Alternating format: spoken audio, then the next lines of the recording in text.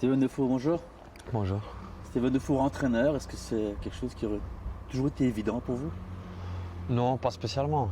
Je pensais que j'allais être joueur de foot le plus longtemps possible. Mais bon, malheureusement, avec le corps ne suivait pas. Et puis je me suis dit que je voulais rester dans le foot et être manager ou agent de joueur. Ça ne me parlait pas trop. Je voulais être encore sur le terrain. Donc d'abord, j'ai essayé assistant, ça s'est bien passé. Et puis entraîneur principal plus vite que prévu.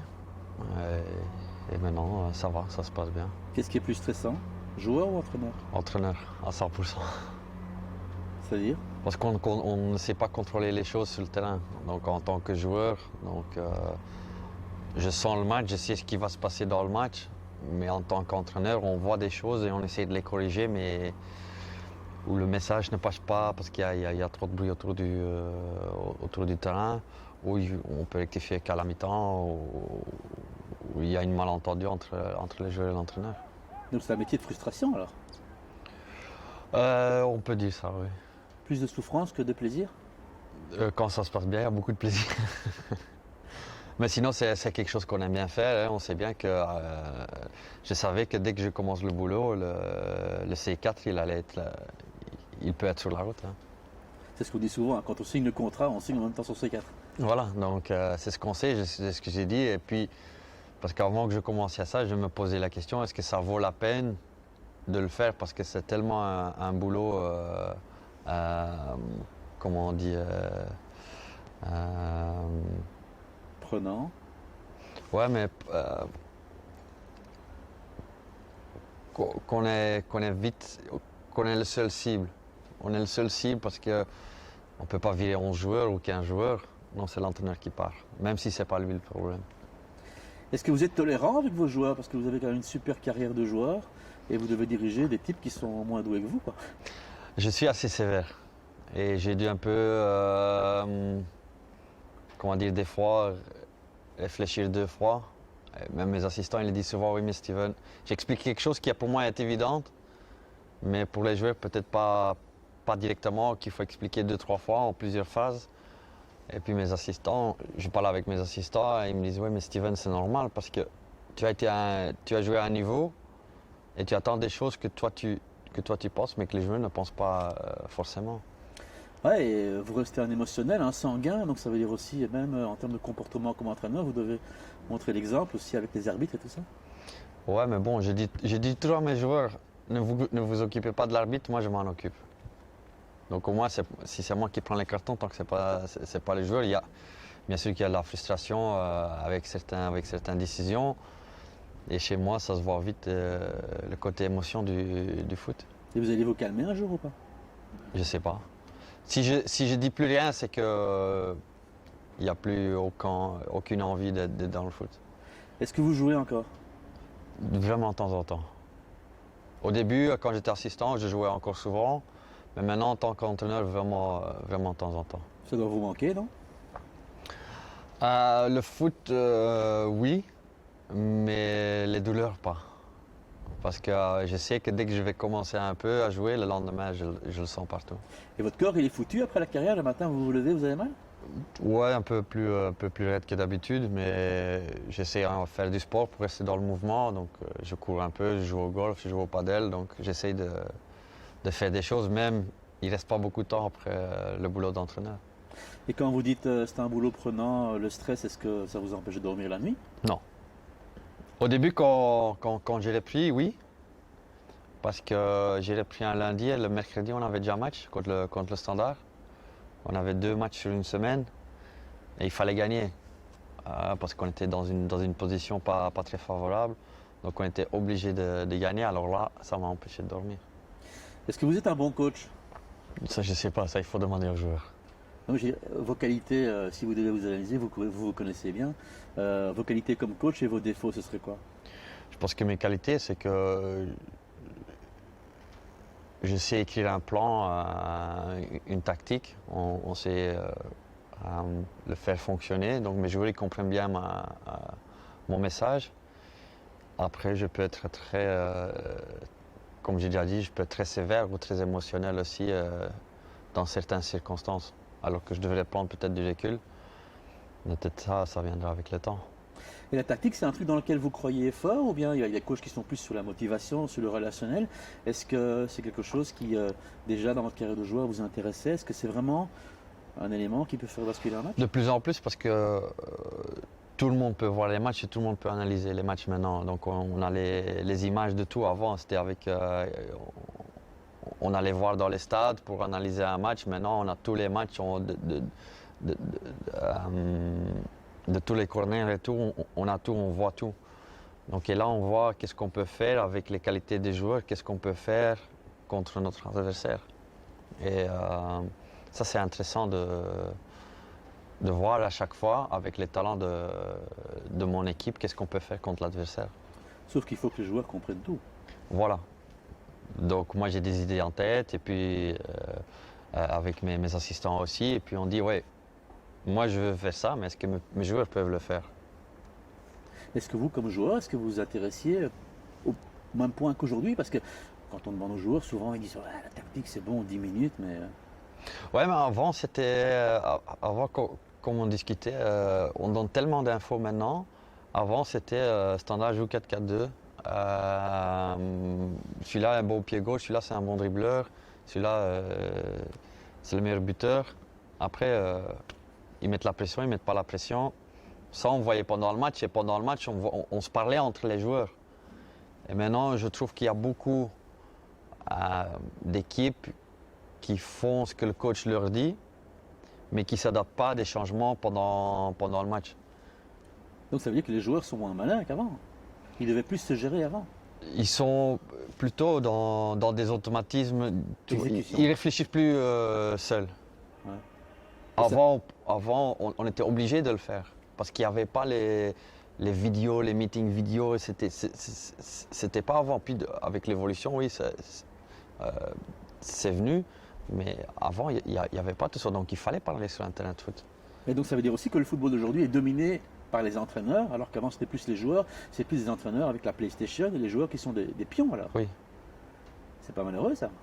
Ouais, c'est l'évolution du foot, c'est les datas aussi. Hein. Maintenant, on dit souvent, ouais, il faut suivre les datas. Moi, je peux être sur un terrain, je trouve ça un bon joueur, mais il n'a pas les datas. Il n'a pas les statistiques. Et ça, je trouve, il faut trouver le bon mélange, il faut trouver le bon mix. Et vous laissez une part de créativité aux joueurs. Oui, c'est ce qu'on essaye de faire. Parce que maintenant que je suis entraîneur, on veut tellement gérer le match, parce que vu qu'on ne le sait pas gérer sur un terrain, on veut tellement le gérer en dehors d'un terrain qu'on oublie l'imagination des joueurs ou le talent des joueurs. Est-ce qu'il y a un joueur en Belgique dans lequel vous vous reconnaissez, vous? Le joueur que vous étiez? Alors il faut que je réfléchisse.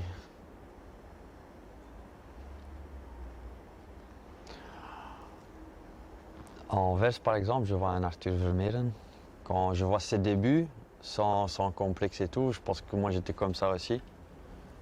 Et puis il a besoin de grandir, il a déjà gagné un titre, il est très important pour son équipe. Et ouais, donc il faut regarder l'évolution. Arthur Vermeeren qui vient de Malines. Ouais. Ça doit vous...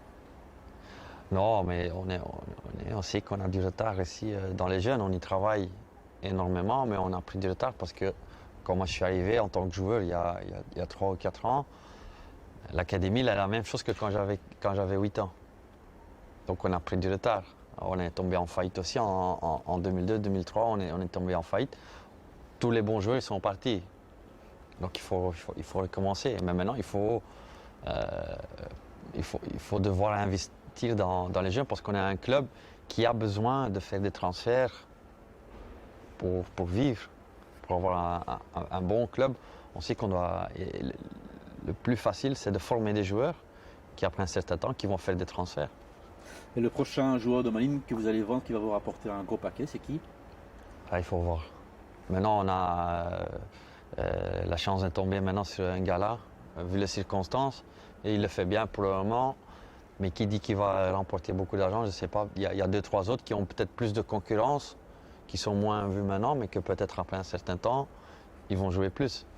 Donc on a 3-4 joueurs où on croit fort, mais après il faut le temps. Il faut montrer sur le terrain, il faut le prouver sur le terrain d'entraînement que tu es meilleur que ton concurrent, qu'il a 20, 25, 35 ans, on s'en fout. Et justement, quand vous faites votre compo d'équipe, est-ce que vous ne tenez compte que des aspects tactiques et sportifs, ou bien parfois aussi vous tenez compte d'aspects financiers parce qu'il faut mettre certains joueurs en vitrine? Non, jamais l'aspect financier, jamais. Même quand Moi le je veux mercato gagner, arrive hein? Non, moi je veux gagner, c'est tout. et que les dirigeants vous disent... Oh mais ils ce le serait savent, bien hein, de- ils le savent. Ils le savent. Donc même quand le mercato arrive, les dirigeants vous disent il faut quand même vendre ce joueur, il faut le montrer. Donc, Bah, c'est à eux d'être entraîneur alors. Mais moi je suis dans cette position de luxe où je suis devenu entraîneur parce que j'aime bien aider ce club. J'adore ce club et je suis là pour être entraîneur du club, pour faire progresser les joueurs et le club, faire des bons résultats.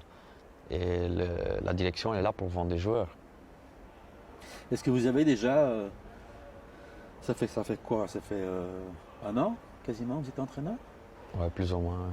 Des petits trucs que vous utilisez par rapport aux joueurs pour les motiver, une petite griffe, Steven Defoe? Ouais, j'essaye de parler sous l'émotion, tu vois, de leur faire passer un certain message ou un certain angle où on peut dire, voilà, qui se lève. Avant la demi-finale de la Coupe de Belgique, j'ai montré des images avec une certaine chanson, on va dire, tu vois, Ok. qui était très motivant. Et on a montré des images où ils gagnaient les duels, des tacles, tu vois, et pour leur faire sentir qu'ils sont des guerriers. Et vous, ça marchait sur vous, des choses comme ça? Ouais. Moi, je cassais la mur. Je vous laisse le choix, vous pouvez acheter 3 joueurs en Belgique pour votre équipe, vous prenez qui? J'achète 3 joueurs pour mettre dans mon équipe.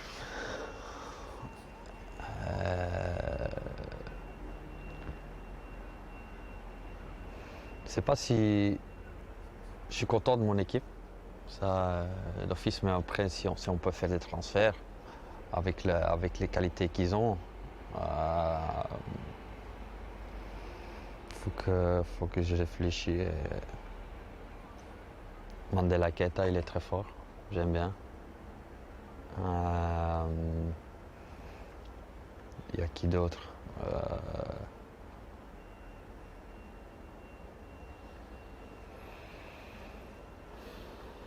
Vincent Janssen d'Anvers, il est très fort aussi. Peut-être Yann ou Toby par leur expérience. Den Vertongen? Yann ou Toby Alderweireld avec leur expérience. Mhm. Vous avez un plan de carrière comme coach? Non. Même pas dans la tête de se dire un jour...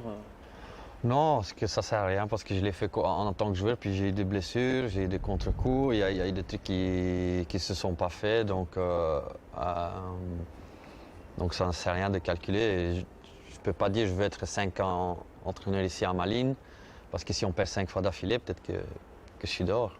Donc ça ne sert à rien. Quel est l'entraîneur qui vous a le plus influencé? Ils m'ont tous influencé d'une manière ou l'autre. J'ai appris énormément de Prud'homme, comment préparer une équipe, de Belloni, comment faire sortir les joueurs, comment améliorer les joueurs. Mais aussi à Porto, comment jouer au foot, et même à Burnley, en Angleterre. Parce que moi, j'ai toujours joué en possession de balle. Et là, ils m'ont appris qu'on peut gagner des matchs sans avoir beaucoup le ballon. Donc, il y a de tous les entraîneurs que j'ai appris un peu. Et vous avez connu un début de carrière comme joueur extraordinaire, très très jeune. Et puis après, vous n'avez pas un peu des regrets, vous n'avez pas le sentiment que vous n'avez pas tiré le maximum de votre carrière de joueur? Ouais, mais si on a eu beaucoup de blessures et que la barre elle est descendue parce que voilà, il y a eu des choses qui sont venues dans la carrière, est-ce que j'ai pas tiré le maximum? Ça, on ne le sait pas. Si j'avais pas des blessures, Peut-être que j'aurais été un meilleur joueur. Peut-être. Mais la vérité, c'est que j'ai eu des blessures. Puis j'ai eu certains moments dans ma carrière où ça n'allait pas trop. Donc ça fait partie d'une carrière de joueur de foot. Quand on voit peut-être la qualité ou le talent que j'avais, peut-être qu'on peut dire oui, il n'a pas tiré le maximum de son carrière. Mais après, si on regarde la carrière, je pense que j'ai fait un bon carrière. Si vous pouvez changer une décision dans votre carrière, c'est laquelle? Une décision.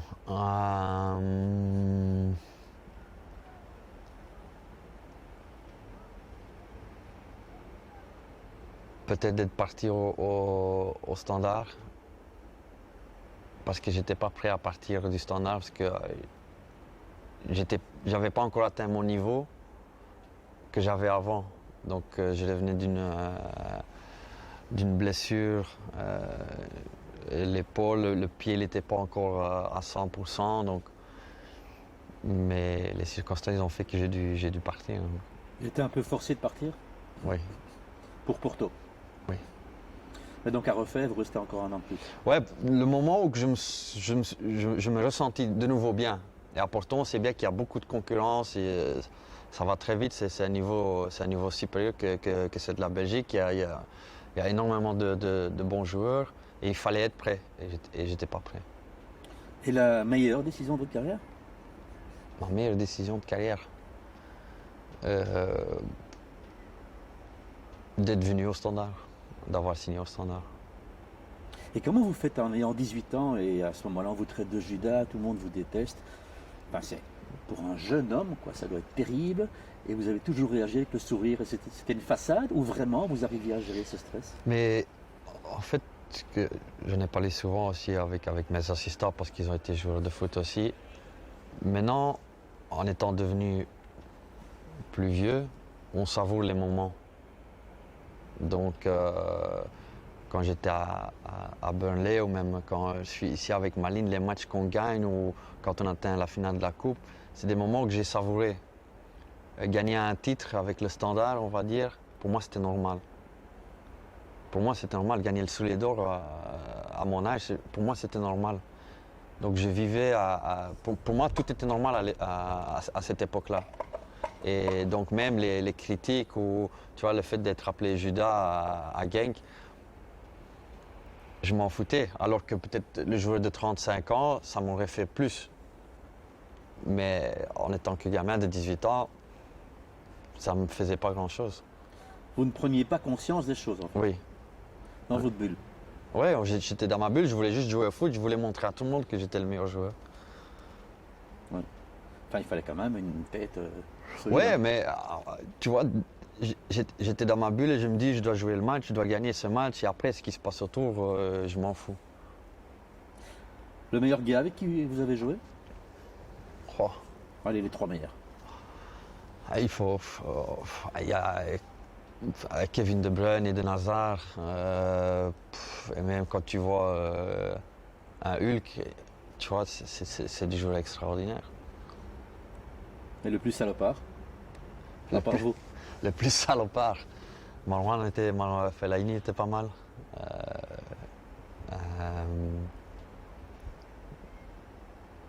À Porto aussi, il y avait Otamendi aussi, il était pas mal. Mais bon. Et Bologna disait, dans une équipe, il faut des salopards. Il y a des coachs, et peut-être que vous êtes comme ça aussi, avant un match, vous dites maintenant, il faut les tuer en face? Oui, absolument. Le foot, c'est aussi psychologique. Si tu rentres dans le couloir, que ça commence déjà un peu, les autres, tu vas dire, ouais, qu'est-ce qui se passe là? Ou le premier duel, tu es là, tu montres que tu joues à la maison. Tu leur fais passer le message, on joue à la maison ici. C'est chez nous. Il faut être à 200% pour pouvoir gagner contre nous. Maintenant, quand on parle de fair play, on parle de sport, c'est plus vraiment ça, c'est gagner à tout prix. Ouais, c'est gagner à tout prix. Après, il y a des règles dans le jeu. Après, si je fais une faute qui est trop grave, je vais recevoir une carte rouge, une carte jaune, je vais être puni. Mais je vais faire tout ce qui est dans mes possibilités, je vais tout faire pour gagner. Après, si je fais une faute que l'arbitre semble trop grave, je vais recevoir une carte rouge. Allez, j'ai ma petite boîte pour vous, où est-ce qu'elle est? Ah. Hop. Il y a des papiers là-dedans, une quinzaine de papiers. Oh là là. Vous en prenez 5, un à un. Vous allez voir, c'est des choses qui vont vous parler. Ok. Premier papier, c'est quoi? Oh là là, blessure. Blessure, bah oui. Et donc, encore une fois, votre carrière a été complètement différente sans tout ça. Je pense, oui. Je pense que la plus grave, c'était celle du pied. La fracture ouverte, c'était la première grosse blessure. Je pense que c'est là qu'il a vraiment freiné ma carrière. C'était une semaine avant la Ligue des Champions avec le Standard. Et là, j'ai pris aussi un coup mental parce qu'il y avait quand même quelques clubs qui étaient très intéressés. Et je suis resté au Standard pour pouvoir jouer la Ligue des Champions. Et quand on se remet d'une blessure, on efface complètement le souvenir et la douleur mentale. On arrive à Au début, oui. faire un reset. La première blessure, on va dire la première grosse blessure, tu vois, on s'y met, voilà, je dois y aller à fond, je vais revenir plus fort.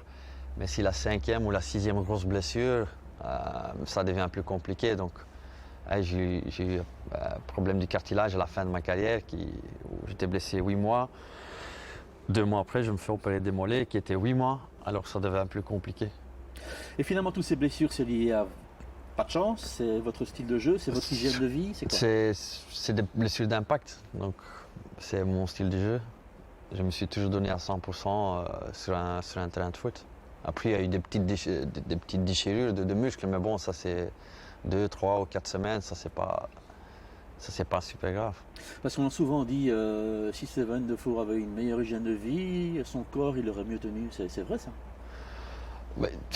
D'une partie, parce que on va dire les blessures musculaires, ça fait partie que quand si on mange bien ou on sort pas trop. Mais après, j'ai connu des joueurs qui n'ont pas été blessés, qui sortaient toutes les semaines, on va dire. C'est aussi ton corps, comment il réagit. Moi, j'ai eu une grosse blessure. Et après aussi, c'est à chaque fois que tu te fais opérer, c'est ton corps qui n'est plus à 100%. Donc,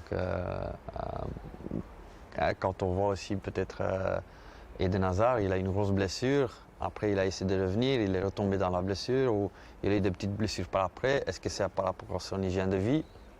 Je ne pense pas. C'est aussi comment on dit, l'étiquette qu'on te donne à un moment donné. Après, si ça a à voir, peut-être que ça a à voir quelque chose. Est-ce que c'est la raison? Non, je suis sûr que Mais non. vous n'avez pas toujours vécu comme un moine. Non. Et à vos joueurs, vous dites, vous devez vivre comme un moine ou bien vous dites... Ouais, tu aussi. le dis parce que on doit le faire. Mais après, on sait bien que pas tout le monde vit comme ça. Chacun a son manière de fonctionner. C'est aussi important pour l'équilibre. Être bon sur le terrain, c'est aussi Se faire sentir plaisir bien. en dehors. Mais après, si tout le monde fait comme il veut, un Raja Nainggolan, par exemple, il ne vivait pas comme un moine, mais il faisait toujours des matchs extraordinaires avec l'AS Rome. Donc, est-ce que par là, est-ce que c'est là, est-ce que vivre comme un moine veut dire que tu vas bien jouer au foot? Eden Golan, il paraît que vous voulez le faire venir ici. Oui. Mais bon, après, ça ne s'est pas fait parce que voilà, là, ça demande. Et puis, ici au club, Et donc il a demandé, lui. on a eu contact, moi et lui, on a eu contact, on s'entend bien. Donc voilà, on a fait des échanges de messages, mais après, on a vu que c'était pas possible. Financièrement. Ouais, financièrement, et puis voilà, ça c'est la première chose, mais après, il y a encore d'autres choses qu'on n'est pas obligé de parler ici, mais la plus importante, c'est le financier. Et vous disiez Eden Hazard, qu'est-ce qu'il doit faire? Il doit continuer ou pas? Il doit faire ce qu'il a envie de faire. Qu'est-ce qu'il a envie, vous croyez? Je sais pas, j'ai pas parlé avec lui, mais bon, le plus important pour lui, c'est d'être heureux. Et je pense que pour le moment, je pense qu'il est très heureux. On a l'impression qu'il est au bout maintenant, c'est bon quoi, non? Ouais, mais c'est possible, hein, parce qu'il a eu beaucoup. Ça a été hard pour lui. Hein, la presse espagnole, ils l'ont pas épargné. Hein, même quand j'ai vu la Belgique à la Coupe du Monde, comment la presse l'a taclé, je trouve ça injuste. Tu vois, en tant que joueur, il y a rien de plus grave d'être blessé. Tu veux être le premier à être sur le terrain. Mais après, les commentaires, ce que les gens font, en plus avec les réseaux sociaux, comment les gens peuvent avoir des déclarations qui sont même pas... ils ont même pas atteint ce que lui, il a atteint. Donc on était trop loin avec lui. Certains, oui. Mais à la prochaine. Prochain papier.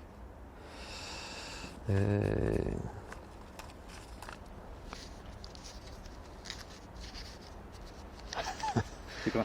Alex Ferguson. Alex Ferguson qui, je pense, vous a un jour écrit une lettre, c'est vrai ça ou pas? Oui, ça c'est vrai. Racontez. Ben, j'ai eu une fracture du pied ouverte et il y avait déjà dans les journaux où Manchester United était intéressé et après apparemment un fan a rencontré Alex Ferguson et il lui a dit écoute, je ne sais pas si vous savez mais Steven Defour il s'est blessé et de là il m'a envoyé un message, enfin il m'a écrit une lettre. Qu'est-ce qu'il y avait dans la lettre? Qu'il avait entendu de ma blessure, que c'était grave en tant que jeune joueur de foot d'être blessé si longtemps, mais qu'il fallait que je garde espoir, qu'il fallait que je devenais plus fort et qu'il continuait à me suivre. Voilà, un truc comme ça. Mais lui, il voulait vous le faire venir.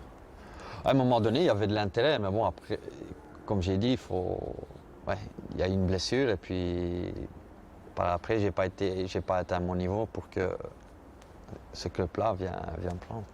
Et un passage à Burnley, quand même, pour le football anglais, pour vous, ça reste le football anglais, le top du top Ouais, ou pour bien? moi, oui. Il y avait tellement une ambiance, une atmosphère autour du foot anglais. Et même les matchs, c'est à une telle intensité, c'est magnifique. Et en même temps, c'est pas votre meilleur souvenir, Burnley, pour vous. Ouais, quand même. Quand même, oui. Quand même, Burnley, j'ai adoré d'être là 3 ans. Après, j'ai eu une blessure très grave qui m'a empêché de continuer à ce club. Mais les souvenirs que j'ai là sont très bons. Mais c'était du football à l'époque, on rentre dedans, c'est pas comme du compagnie aujourd'hui, quoi. Non, non, mais bon, après, on jouait avec les qualités qu'on avait avec les joueurs. On avait beaucoup de joueurs qu'il fallait travailler, qu'il fallait courir, qu'il fallait aller dans le duel. Et puis, moi, j'étais là pour jouer au foot. Et en Angleterre, comme joueur, on vit aussi sa carrière et le football autrement. Ouais, en Angleterre, c'est... Les journées sont différentes. L'organisation. Ouais, tout est plus grand, mais je veux dire, en Angleterre, ils sont très fans du foot anglais et il n'y a que ça qui compte, on va dire. Le foot européen, ça leur intéresse beaucoup moins. On dit souvent que les joueurs, on leur fait plus confiance dans les clubs, alors qu'ici en Belgique, on flique tout le monde, on doit tout contrôler. Ah oui, ça c'est sûr, mais en Angleterre, c'est tout simple. Hein. Si tu joues pas à niveau, ils vont prendre quelqu'un de 15 à 20 millions. Hein. À chaque fois, le club, il touche 150 millions pour des droits télé. Donc, si toi, tu joues pas bien, si tu n'as pas envie de manger bien ou si tu n'as pas envie de faire tes exercices dans le gym, le lendemain, ils vont acheter un joueur de 20 à 25 millions. Allez, prochain papier. On en fait 5.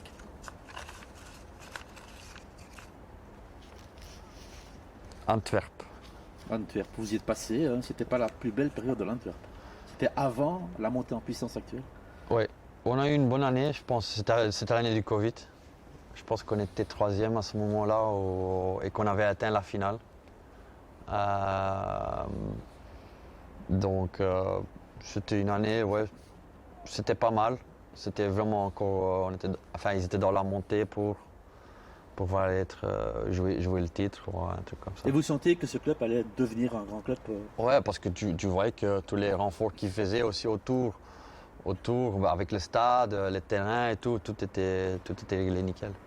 Mais c'est du football aussi déjà à l'époque, c'était du football Bologna, du rendement. Aujourd'hui, quand on voit le football de l'Antwerp, c'est très efficace, mais est-ce que c'est un football qui est très sexy? Pas très sexy, mais à chaque fois, il faut le faire. Ils font 1-0 et puis ils gèrent. Et puis avec des joueurs comme Balikusha, comme Janssen, Mucha ou même Kerr qui peuvent aller jouer le contre, ils ont les qualités pour jouer le contre. C'est un peu le club du pognon aussi, non? Oui, oui. C'est parce que sans le pognon, le club n'en était pas là. Et de plus en plus, le football belge est dominé par maintenant 4-5 grands clubs qui vont écraser tous les autres. Un club comme Malines, quelle est sa place dans un football où tu as 5 grands et puis après C'est où on doit toujours se battre pour survivre dans le monde du foot qui devient de plus en plus géré par des entreprises qui ont beaucoup d'argent ou par... des réseaux mondiaux aussi. Ouais, des réseaux mondiaux. Donc je pense qu'ici, Malines, ils ont un des plus petits budgets. Parce que même quand on voit un Rediem qui monte, ils ont un plus grand budget que Malines, on va dire. Et donc, on va devoir à chaque fois se battre. L'Antwerp en Champions League, s'il passe, Ils peuvent avoir leur place, vous pensez Oui, hein, tout le monde qui atteint la Champions League a sa place. Après, pour faire des résultats, ce sera difficile, mais pourquoi pas. Ça aussi, ça dépend du tirage. Si tu as des bons clubs pour pouvoir passer ou être troisième ou deuxième, ça il faut voir. Quel est votre meilleur souvenir à vous de Champions League? De Champions League, je pense avec. Je pense que j'ai atteint les quarts de finale avec Porto, je pense. Je suis pas sûr. Mais voilà, c'était bien, entendre l'hymne et tout pour jouer la Champions League, c'est beau. L'adversaire, le joueur le plus terrible que vous avez affronté sur un terrain, vous? Moi, j'ai été le plus impressionné par Andrea Pirlo. Mais ça, c'est quand on jouait avec la Belgique contre l'Italie. Donc, il faisait aucune accélération, il avait toujours le ballon et il mettait toujours le ballon où il voulait. Il était impossible à prendre. Mais vous, les 2 années au Standard, vous êtes champion, vous êtes le petit Pirlo, vous avez une position de 6 reculée, hein, Ouais, de jeu un reculé. peu moins fort, mais ouais, un peu comme ça. Mais quand j'ai vu jouer Pirlo, c'était une autre dimension. 4e papier.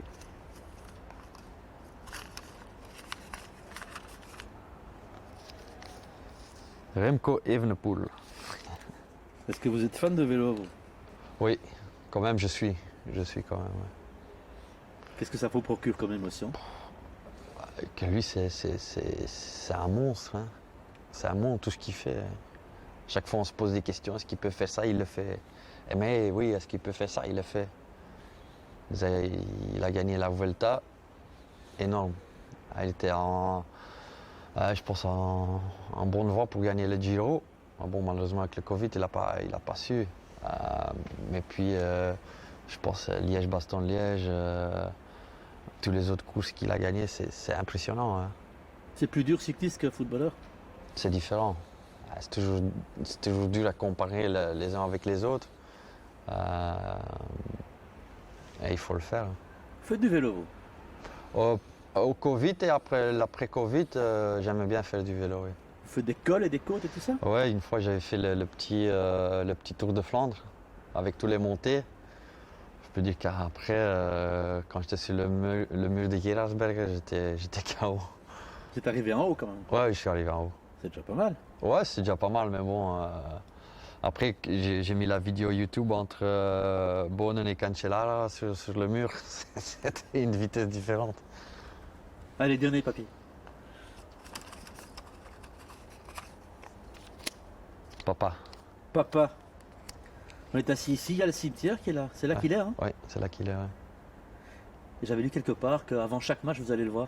Ouais. Quand j'ai le temps, quand je passe devant et qu'on y va, j'essaie à chaque fois de faire un petit mot, un petit résumé de ce qui se passe. Quoi, vous lui parlez? Ouais. Ouais, j'ai dit, voilà, aujourd'hui j'ai fait ça, ou cette semaine il s'est passé ça, ou ça fait 2 semaines, les résultats ils sont pas bons, ou il se passe ça, je suis un peu stressé pour ça, ou ma fille elle va bien, des petites choses comme ça que tu racontes, et tu vois, ça fait du bien. Et parfois, vous avez des inspirations, l'impression peut-être qu'ils vous répondent, ou la nuit, vous rêvez de lui, des choses comme ça ou pas? Non, la nuit non, mais des fois quand je suis tout seul, ou quoi, que je réfléchis à quelque chose, au foot, parce qu'au foot, il me donnait toujours son opinion. Et je veux dire, quand j'étais joueur, ça m'énervait. Enfin, pas que ça m'énervait, mais à chaque fois, il donnait son opinion. Je dis, ouais, papa, je sais. Mais maintenant, tu vois, à chaque fois que je suis curieux, qu'est-ce que lui, il pense, comment je suis comme entraîneur, ou les décisions que je prends, ou les trucs comme ça. Et c'est toujours. Et souvent, quand on est joueur de foot, ça commence petit et on a un papa qui. Ah, C'était comme ça pour vous aussi? Ouais, lui, il a tout fait pour que je puisse être joueur de foot. Il a pris congé de son boulot pour pouvoir me conduire partout. Quand j'étais appelé en équipe nationale des moins 15, à chaque fois, on avait des rendez-vous à Courtrai ou à Bruges ou à Liège. Et il devait à chaque fois prendre une demi-journée ou une journée de congé pour pouvoir me déposer où il fallait. Ouais, et souvent, les jeunes joueurs talentueux, mais qui n'ont pas cet encadrement, ils n'arrivent pas à percer. C'est important d'avoir justement ces mains. Ouais, c'est important de quelqu'un qui vous encourage et qui aussi vous met les pieds par terre quand on pense qu'on est quelque chose. donc ouais, c'est bien d'avoir un parent ou des parents qui font des efforts pour toi. Et vos enfants, je ne sais pas s'ils veulent faire du foot. Qu'est-ce que vous direz, vous? Ma fille, elle aime bien jouer au foot. Elle veut tout le temps venir voir le foot. Elle veut toujours jouer sur le terrain. Mais après, pour devenir joueuse de foot, je ne sais pas. Il faut attendre un peu parce qu'elle aime bien danser. Elle aime bien aller au manège et tout. Donc. Mais vous allez lui dire que c'est un milieu un peu bizarre quand même ou pas? Oui, ça, oui. Surtout sur le plus haut niveau. Mais le plus important, c'est qu'elle s'amuse. Les Diables Rouges, génération dorée, c'est fini. Ça vous laisse quoi comme sentiment? C'est un sentiment d'échec ou pas? On est allé au bout quand même de cette histoire ou bien cette génération devait faire mieux? C'est difficile à dire parce qu'on a atteint la demi-finale, je pense, en 2018. On a perdu contre une équipe de France qui était très bonne et qui a gagné sur un moment déconcentrant, sur une phase arrêtée. Et voilà, il y a bien beaucoup de générations dorées des autres pays qui n'ont jamais gagné quoi que ce soit. Je pense qu'on a redonné de l'envie de supporter la Belgique, redonné l'envie de l'espoir pour la Belgique. Et je pense que c'est surtout cette génération qui a permis au monde de venir regarder en Belgique ce qu'il y a comme talent. Quand j'ai fait mes débuts, tout le monde jouait encore en Belgique en équipe nationale. Et puis Vincent, il est parti en Allemagne. Yann Tobies était en Angleterre. Moi, Axel, on est parti en Portugal. Puis il y a les autres qui sont partis en Angleterre. Donc, puis il n'y en avait plus aucun qui jouait en Belgique. Parce que le produit belge passait très bien par l'étranger. Et c'est maintenant, quand on voit maintenant les jeunes talents qu'on paye autant juste par leur potentiel. Et je pense qu'on est sur la bonne voie de devenir un bon pays de foot. Et gagner des titres avec la génération qui vient maintenant, c'est possible ou pas? Je pense oui. Il faut se développer. Je pense qu'il y a maintenant un mix avec les anciens comme Kevin, Thibaut, Romelu et tout. Puis il y a des joueurs autour, des jeunes comme Onana, Mangala, Luke Bacchio, tu vois. Il y en a encore d'autres. Hein, donc il y a beaucoup de talent dans cette équipe. Et dans la génération actuelle, les 2-3 qui vous plaisent à vous, personnellement, c'est qui? J'ai été très impressionné par le match contre l'Allemagne, par Onana et Mangala au milieu de terrain. Puis aussi avec Luke Bacchio, parce que j'ai joué avec à Anderlecht. On voyait qu'il avait du talent, mais il était encore un peu enfant, on va dire. Mais voir l'évolution qu'il a fait, c'était beau à voir. Dites une petite question sur Nicolas Raskin, parce qu'il était invité de la tribune lundi. Vous le connaissez? Oui, je connais le joueur, oui. Pas personnellement? Non, pas personnellement. Non. Et comment vous le trouvez? Est-ce qu'il vous fait penser à vous, par exemple? Oui, il y a des moments où il me fait penser à moi, surtout la position. Il a joué au Standard, il faisait des très bons matchs. Donc oui, à certains moments, oui. Parce qu'il casse la baraque pour l'instant à Glasgow, hein? Ça vous étonne? Non, parce que le talent est là. Après, peut-être que c'était le moment où il s'est trouvé dans une équipe qui ne tournait pas bien ou que ça ne tournait pas bien. Dans une période où le Standard, c'était un peu... qu'il n'y avait pas un bon sentiment autour du club. Mais le talent, il avait. Donc maintenant, peut-être qu'en étant parti du Standard, ça lui a soulagé ou ça lui a permis de progresser dans sa carrière. Et le côté un peu roqué aussi, le côté chien qui mord, ça c'est important pour réussir? Oui, bien sûr, parce qu'il faut toujours avoir faim de vouloir avancer, faim de gagner, faim du foot. Qu'est-ce que vous lui donneriez comme conseil? Qui doit continuer à bosser et qu'il doit continuer à prendre du plaisir et continuer à travailler parce qu'un jour ou l'autre, ça peut aller très vite. Il vous écoute si vous devez poser une question. Posez quelle question?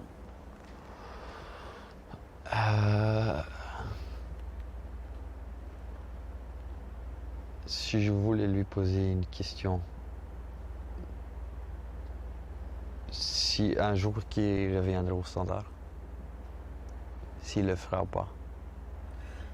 Et moi je vous pose la question à vous. Je pense que pas c'est le bon thème. Pourquoi? Non, je pense de un, il s'est passé ce qui s'est passé. Donc pour le moment, il n'y a aucune question qui nous dit d'aller au standard, oui ou non. Vous ne pensez pas que tout ça est oublié, est effacé? Non, je pense pas. Vous avez encore des gens du standard qui vous envoient des ondes négatives? Ouais, quand on voit les réseaux sociaux, et à chaque fois qu'il y a le standard, enfin, il y a ma ligne standard ou un truc comme ça, il y a toujours des gens qui écrivent toujours des choses. C'est dingue ça quand même, non? Parce qu'on peut se souvenir aussi des bonnes choses qui ont été faites, non? Ouais, on peut dire ça aussi, mais bon, c'est pas le cas. On préfère toujours garder les mauvaises choses que les bonnes? Je pense que les gens sont faits pour surtout retenir les mauvaises choses que les bonnes choses. Je pense qu'on peut faire 9 bonnes choses, si on fait une moins bonne, c'est ça que les gens vont retenir. Et le standard, vous pensez qu'il va un jour se réveiller quand même? Revenir J'espère. au sommet? J'espère pour le club, pour les supporters, parce que c'est un beau club, avec des bons supporters, avec une ambiance énorme, quand tout se passe bien. Donc c'est dommage que ça devait, tu vois, ça devait partir. Dites, si votre téléphone sonne et que c'est l'Arabie Saoudite, vous y allez? L'Arabie Saoudite, écoute, ça, comme j'ai dit, j'ai pas l'offre devant moi, donc je peux pas la juger. D'un côté, je comprends les gens qui se posent des questions, mais je comprends aussi les gens qui y vont. Et sous le principe, je dis que c'est quand même un régime politique dictatorial, est-ce que le footballeur ne doit pas à un moment donné, surtout des footballeurs comme Ronaldo, Benzema, qui ont quand même une grosse audience auprès des jeunes, à un moment donné, prendre la parole et défendre des principes? Ouais, mais à un pas moment voir que le donné, on pognon. nous dit de ne pas se mêler des politiques parce qu'on est des joueurs de foot. Quand on fait des déclarations un peu politiques, c'est les politiciens qui disent ouais, ne vous mêlez pas des politiques. Maintenant, si on prend une décision qui ne va pas pour tout le monde, on dit ouais, mais pourquoi il ne fait pas une déclaration politique? Donc on peut toujours, comment dire, il y a toujours des gens qui ont quelque chose à dire. Après,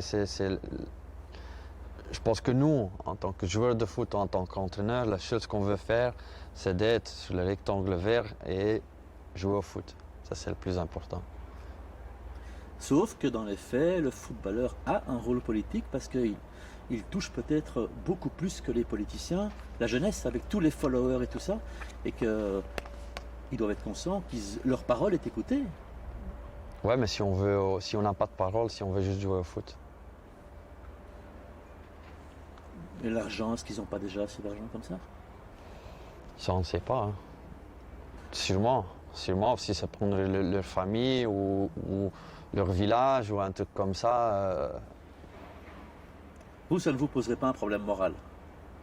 Moi, déjà, j'ai pas l'offre devant moi, donc je vais pas juger les gens qui y vont, les gens qui n'y vont pas. Ça, tout le monde doit penser ça pour lui-même.